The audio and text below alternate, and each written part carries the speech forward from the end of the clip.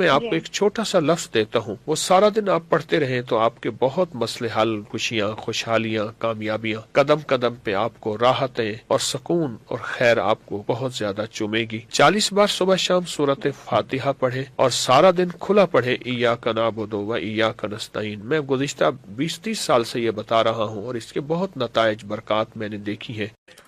مجھے ایک صاحب کہنے لگے کوئی ایسا عمل بتائیں، کوئی ایسا عمل بتائیں کہ میں چاہتا ہوں میری 7 نسلوں میں رزق ختم نہ ہو، جو مہنگائی اور حالات اور پریشانیاں میں دیکھ رہا ہوں کوئی ہے؟ 70 اولیاء نے فرمایا کہ جو بندہ یہ وظیفہ پڑھے گا اللہ کا عرش ہل جاتا ہے۔ لا علاج بیماریاں ہوں، دکھ ہوں، غم ہوں، قرضے ہوں، مصیبتیں ہوں، ناکامیاں ہوں اور پریشانیاں ہوں اور ایسے حالات کہ جو انسان کہے کہ بس سب تو موت ہی ہے، اس کے علاوہ کوئی راستہ نہیں، کوئی ایسی پریشانی ہو، اللہ کا نظام ہے کہ اس پہ وہ ملتا ہے جو انسان گمان نہیں کر سکتا، سوچ نہیں سکتا۔ یہ فیصل آباد کے ساتھ مامو کانجن میں ایک درویش ہوتے تھے، صوفی عبداللہ صاحب رحمۃ اللہ علیہ، بڑے اللہ والے تھے، درویش تھے، اللہ سے مانگتے تھے، اللہ دے دیتا تھا۔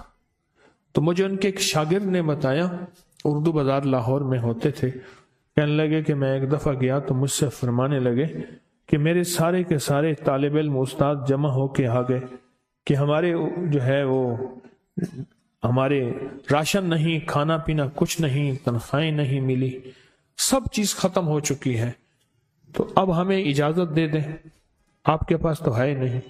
اچھا فرمایا مجھے چند دن دے دو، جتنے اور دن صبر کر لیا، چند دن مجھے دے دو۔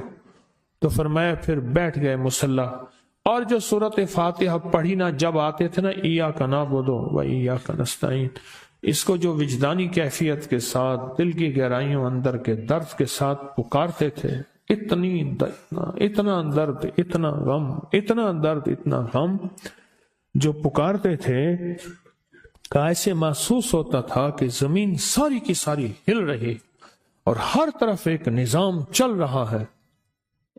اور جب پھر اس صورت کو پورا کرتے تھے، پھر سورۃ فاتحہ پڑھتے تھے، اور جب پہنچتے تھے ایاک نعبد و ایاک نستعین، پھر ایسے ہی جو ہے اس کو دہراتے تھے۔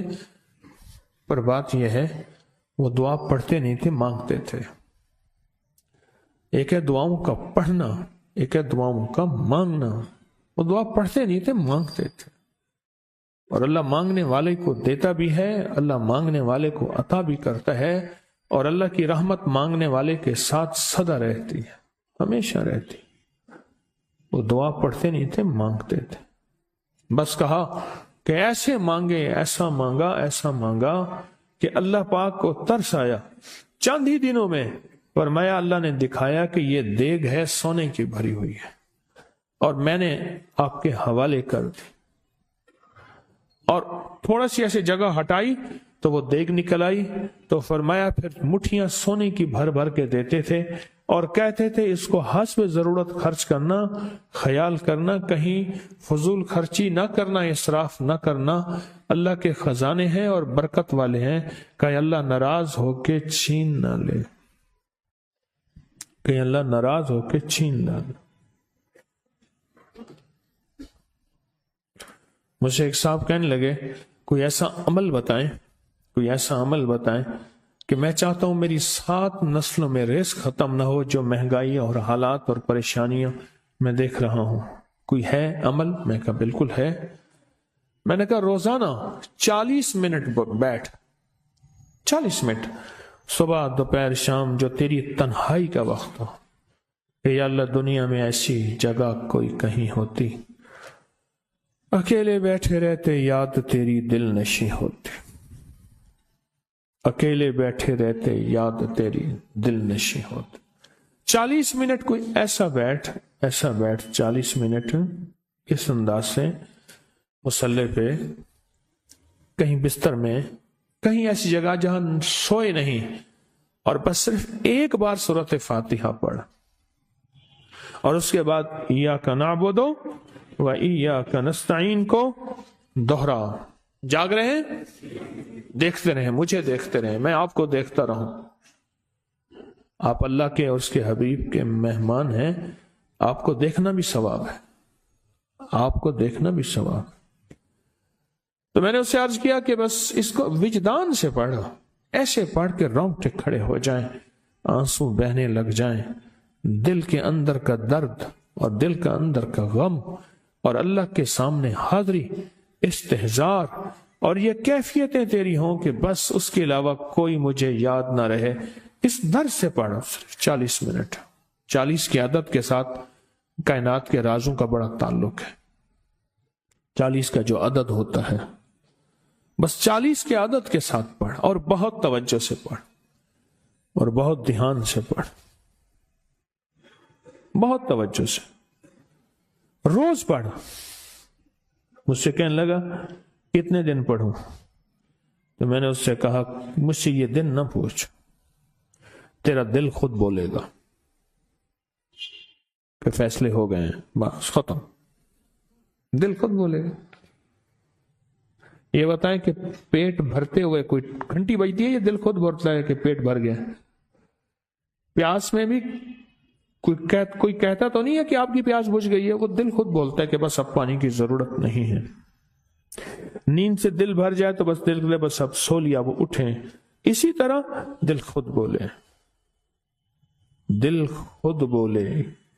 کیا بولے؟ دل خود بولے، اور دل اندر بولے، دل اندر بولے۔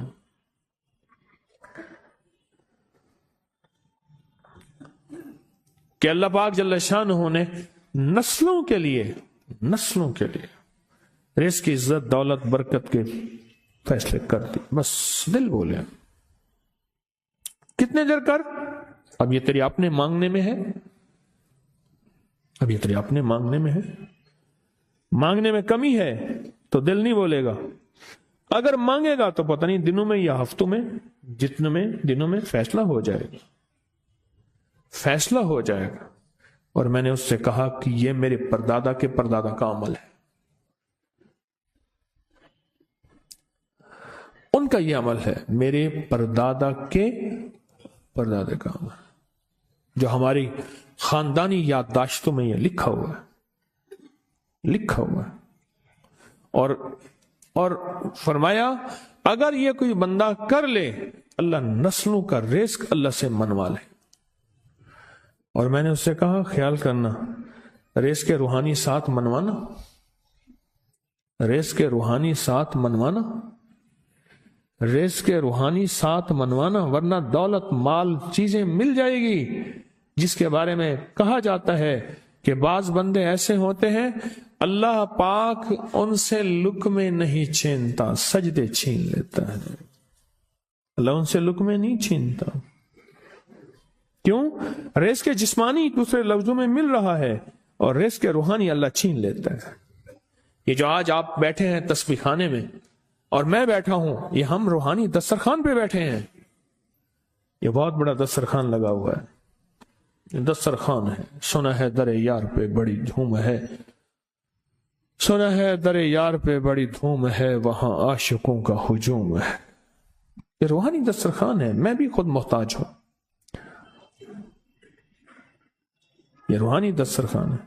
تو میں نے اس سے عرض کیا کہ ایک دسترخوان نہیں مانگنا، دونوں مانگنا، رزق روحانی بھی، رزق جسمانی تو اس کو بھی ملتا ہے جس کو کلمہ نصیب نہیں ہوا، رزق جسمانی تو اس کو ہی ملتا ہے جس کو کملی والی کی غلامی نصیب نہیں ہوئی، رزق جسمانی تو اس کو ہی ملتا ہے جس کے ماتھے پہ شقاوت لکھی ہے، رزق جسمانی تو اس کو ملتا ہے جو اللہ کا نافرمان ہے، رزق جسمانی تو اس کو ملتا ہے جو اللہ کے وجود کا انکار کرتا ہے، رزق جسمانی تو اس کو ہی ملتا ہے جو آخرت اور قبر کا انکار کرتا ہے، رزق جسمانی تو اس کو ملتا ہے جو جنات اور برزخ کا انکار کرتا ہے، رزق جسمانی تو اس کو ملتا ہے جو خود کملی والد کی نبوت کا انکار کرتا ہے۔ وہ تو بے بہا لوگ ہیں، ان کو ملتا ہے، پر تجھے بھی صرف رزق جسمانی ملا اور اللہ سے یہ منوا لیا، نہ یہ نہ منوانا، اللہ سے کہنا ہے اللہ رزق روحانی بھی دے اور رزق جسمانی بھی دے، دو رزق کٹھے عطا فرما۔ کون سا رزق؟ رزق اور رزق جسمانی بھی دے۔ کہیں ایسا نہ ہو کہ میری نسلوں میں صرف مال، دولت اور چیزیں ہوں اور تیرا نام اور تیرے حبیب کا نام نہ ہو، تیرا نام اور تیرے کملی والے کا نام نہ ہو، تیرا نام اور تیرے دوستوں کا نام نہ ہو، تیرا نام اور تیری آل و اصحاب کا نام نہ ہو، کہیں ایسا نہ ہو میں محروم ہو جاؤں۔ مجھے آل اور محمد اور آل محمد اور اصحاب محمد کی نسبتیں یہ بھی ساتھ عطا کیے رکھ۔ میں نے اس سے کہا کہ 2 چیزیں مانگنا۔ اچھا، قدرت کا نظام ہے، تو دیوانے بھی ہوتے ہیں، یقین والے ہوتے ہیں، آپ جیسے آپ مخلص بیٹھے ہیں، اور پوری دنیا میں ہمارے ساتھ اس وقت مخلص بیٹھے ہیں جو ہماری آج کی محفل میں شریک ہیں، ہوتے ہیں دیوانے۔ اس نے یقین سے پڑھنا شروع کر دیا، مجھ سے کہنے لگا ایک وقت ایک جگہ ہو بہت بہتر۔ میں نے اس سے کہا، میں نے کہا پھر بھی اگر ایک وقت ایک جگہ میسر نہ بھی ہو تو اگر عمل کسی وقت چوک جائے، عمل کی جگہ چوک جائے، عمل کا وقت چوک جائے، مجبوری میں نہ ہو تو بہتر ہے، پر توجہ نہ چوکے، دھیان نہ جائے، استحضار نہ جائے، یقین نہ جائے، اور سچا یقین ہو، سچا یقین ہو کہ میرا اللہ خود کہتا ہے یہ مانگنا بھی تو اسی نے دیا ہے نا، اسی نے مانگنا دیا ہے۔ جب اس کریم نے مانگنا ہی خود دیا ہے تو عطا بھی خود کرے گا۔ نہیں خوف نارے جہیم کا کہ کرم ہے مجھ پہ کریم کا، وہ خود عطا کرے گا مجھے، اس نے مانگنا دیا دے گا۔ یقین ہو ایسا ایسا ایسا ایسا، اتنا زبردست یقین ہو، اتنا یقین ہو اللہ کے ملنے پہ اور اللہ کے مانگنے پہ، اتنا یقین ہو کہ گمان اور خیال سے بالا تر یقین ہو، بہت زیادہ یقین ہو۔ یاد رکھیے گا میری بات، میری طرف دیکھتے رہیں، یاد رکھیے گا جس کو ملا ہے یقین کی طاقت میں ملا ہے، اور جس سے چھنا ہے بے یقینی نے اس سے سب کچھ چھین لیا، بے یقینی نے اس سے سب کچھ چھین لیا۔ جس کو ملا ہے یقین کی طاقت سے ملا ہے، یقین ہو کہ میں کر رہا ہوں اور اللہ مجھے دے دے گا۔ کہا کہ کیسا یقین ہو؟ کہا جیسے بکری کے تھن دودھ سے بھرے ہوئے اور میں کہوں کہ میرے ہاتھ سے دباؤں گا اور دودھ نکلے گا، اس سے زیادہ یقین۔ اور کہا کس سے زیادہ یقین؟ کہا کہ ایک بڑا نوٹ ہو اور بڑا نوٹ کے اندر جو ہے ایک آنے کی چیز آنی ہے، تو میں کہوں گا اس سے تو اس کی نوٹ کے اندر تو ہزاروں آنے ہیں، اور میں ایک آنے کی چیز، ایک ٹکے کی چیز لوں گا اور میرا کام بن جائے گا۔ اس سے زیادہ یقین ہو، اور اس سے کہیں زیادہ یقین ہو کہ سخت پیاس ہے اور میں پانی کو دیکھوں، اور پانی کو دیکھتے ہی مجھے یقین ہو کہ اس سخت پیاس میں میرا پیاس بجھ جائے گی، پیٹ بھر جائے گا۔ اس سے کہیں زیادہ یقین ہو۔ میں پھر بھی یقین کو نہیں سمجھا سکا، علم بھی محدود ہے، الفاظ بھی میرے پاس محدود ہیں۔ اس سے کہیں زیادہ یقین ہو، اس سے کہیں زیادہ یقین ہو، اور بہت زیادہ یقین ہو، اتنا یقین ہو۔ کیا خیال ہے؟ آپ چاہیں گے اپنی نسلوں کے لیے بخت، رزق، نصیب اور مقدر منوا لیں؟ کیا خیال ہے؟ وہ بڑا کریم ہے۔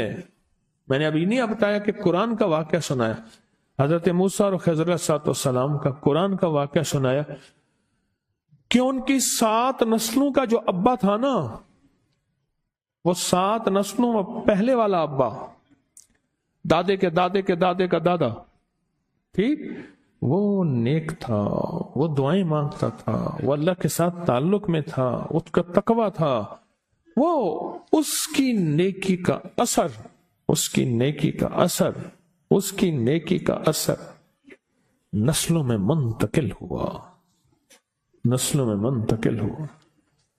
پڑھ لیں، مانگ لیں، اللہ سے کر دیں کہ اللہ میرے لیے اور میری نسلوں کے لیے رزق روحانی اور رزق جسمانی کے فیصلے کر دیں،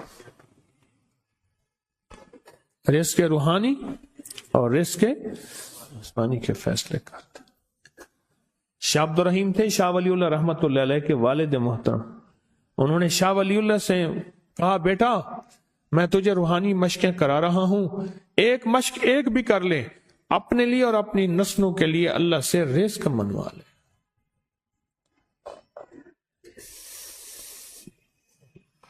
اللہ سے رزق منوا لے، اللہ سے رزق منوا لے۔ تو پوچھا کہ حضرت میں رزق کیسے منواؤں؟ فرمایا کہ کچھ وقت ایسا نکالا کر 2 گھڑی اور 3 گھڑی کا، ایک ساتھ 2 گھڑی اور 3 گھڑی، ایک ساتھ تقریباً 21 منٹ کی ہوتی ہے، تقریباً 21 منٹ کی، 2 ساتیں مل جائیں تو 40 منٹ بنتے ہیں، تو ایک ساتھ 2 ساتھ 3 ساتھ کی گھڑی میں کہ بیٹھ کے نا سورت فاتحہ اور اس میں ایاک نعبد و ایاک نستعین کا تکرار اور استحضار کیا کر، اور ایسا کیا کر تیری آنسوں بہیں، تیرا دل روئے، تیری آنکھیں روئیں، تیرے رونگٹے کھڑے ہوں اور رواں اور اس کے اندر سے تیرا پل پل، تیرا من، تیرا جذبہ، تیری سوچیں بولیں، کیا بولے؟ ایاک نعبد و ایاک نستعین۔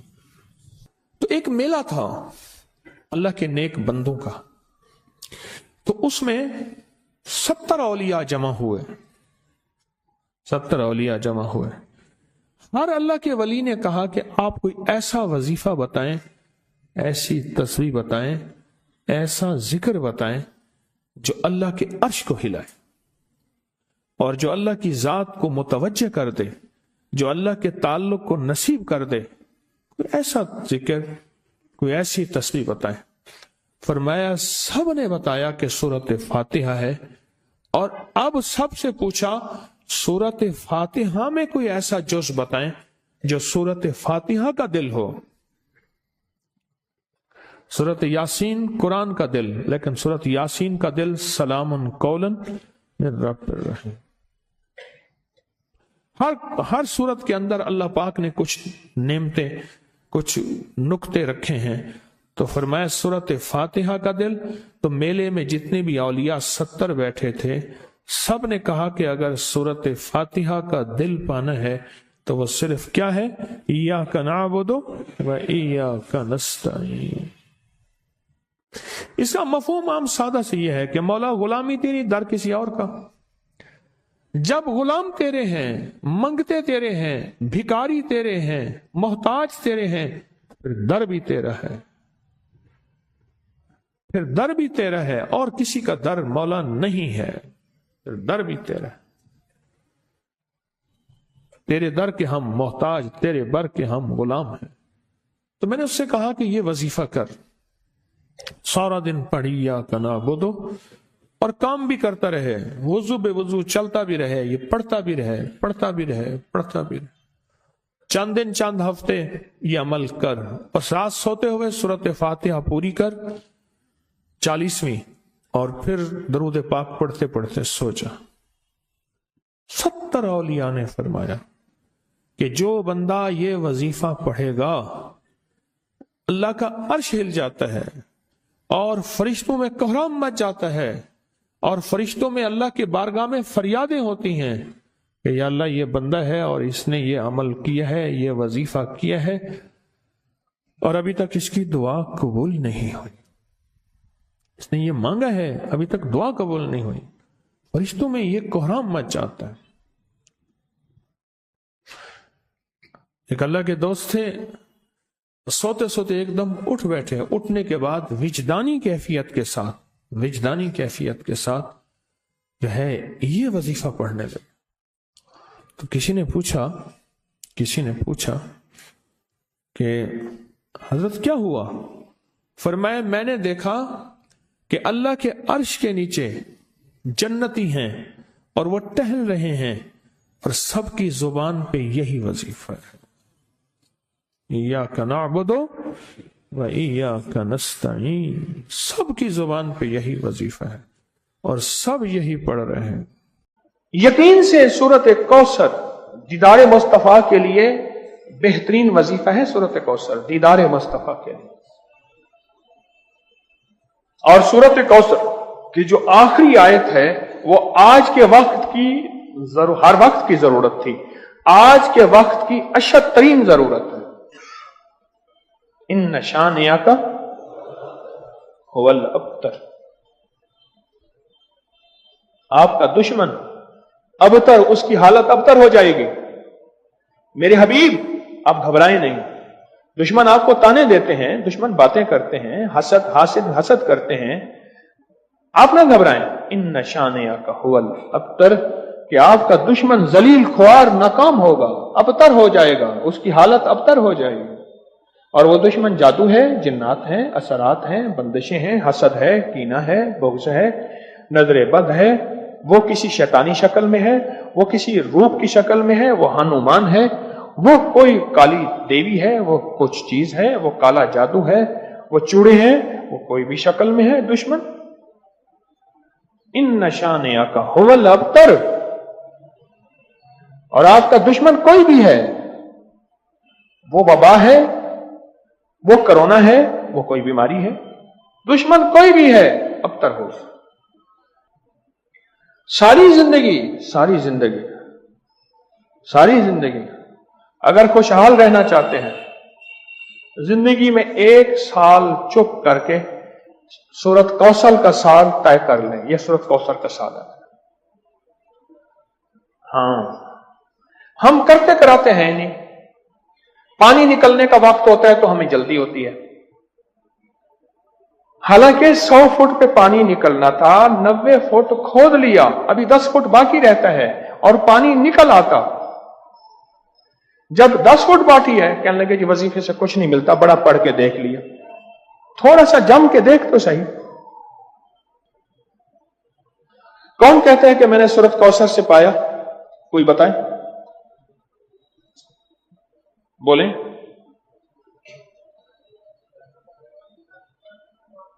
اونچا بولیں.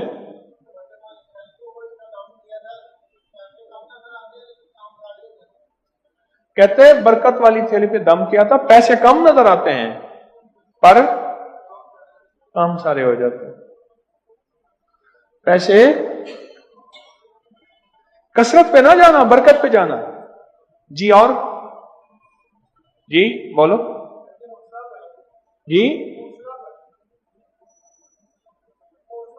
حوصلہ پایا، سورت کوثر پڑھ کے حوصلہ پایا.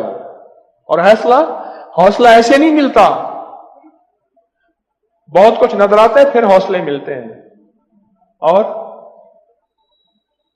اور کسی کا مشاہدہ. جی جی کہتے پیچھے 6 ماہ سے پڑھو، اللہ نے دنیا حسنہ عطا فرمائی ہے. اور دنیا حسنہ سے کیا مراد ہے؟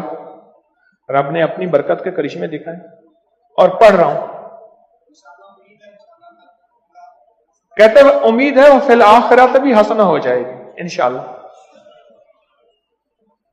دنیا حسنہ ہو گئی ہے، یعنی دنیا کا پیکج ملا ہے سورت کوثر سے.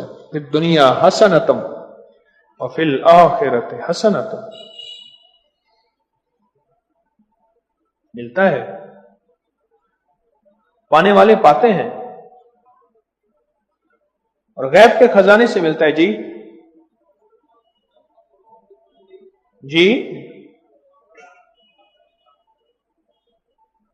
کہتے ہیں میں نے پڑھا ہے اور مجھے دیدار ہوا ہے. اور بتائیں جی.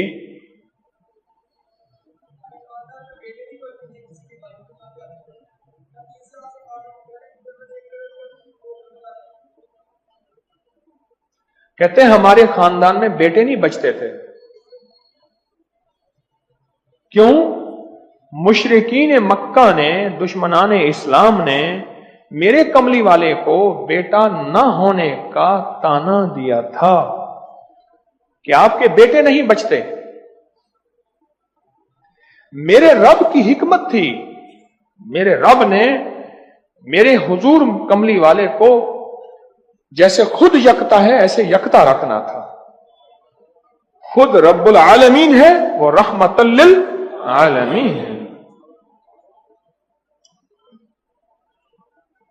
لیکن امت کے لیے دروازے کھول گئے رحمت کے، بیٹوں کے، برکت کے. اب دیکھیں کہاں جا کے نشانہ لگا.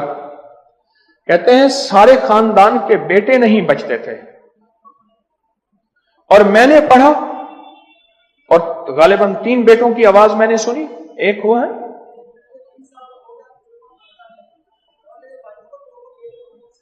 کہتے ہیں ایک 3 سال کا ہو گیا، 2 جڑواں ہیں اور میرے بھائیوں کے بھی بیٹے ہو گئے، سورت کوثر میں نے نہیں چھوڑی۔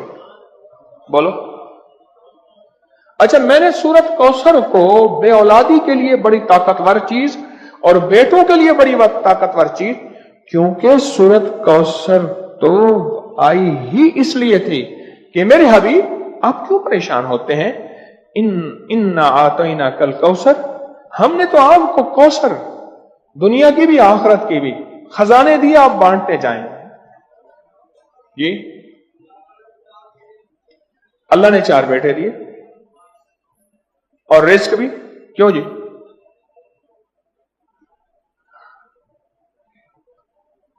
سورت کوثر، اچھا ایک بندے کی بات میں بتا رہا تھا، اس سے پہلے کچھ اور لوگ سورت کوثر کے کمالات بتانا چاہتے تھے۔ جیسے یہ بات بہت کم لوگوں کو آج شاید پہلے پتا ہو، آج پتا لگی کہ سورت کوثر میں جہاں رزق ہے وہاں بیٹے بھی ہیں۔ المال والبنون، مال اور بیٹے۔ کتنے بے اولاد بیٹھے ہیں، کتنے ایسے ہیں جن کی بیٹی ہیں بیٹے نہیں ہیں۔ آج بھی ایک خاتون 4 بچیاں لے کے میرے پاس آئی کہ آپ سے دعا کریں مجھے اللہ بیٹا دے دے۔ اور کون ہے جو سورت کوثر کے کمالات، برکات، فائدے بتائے؟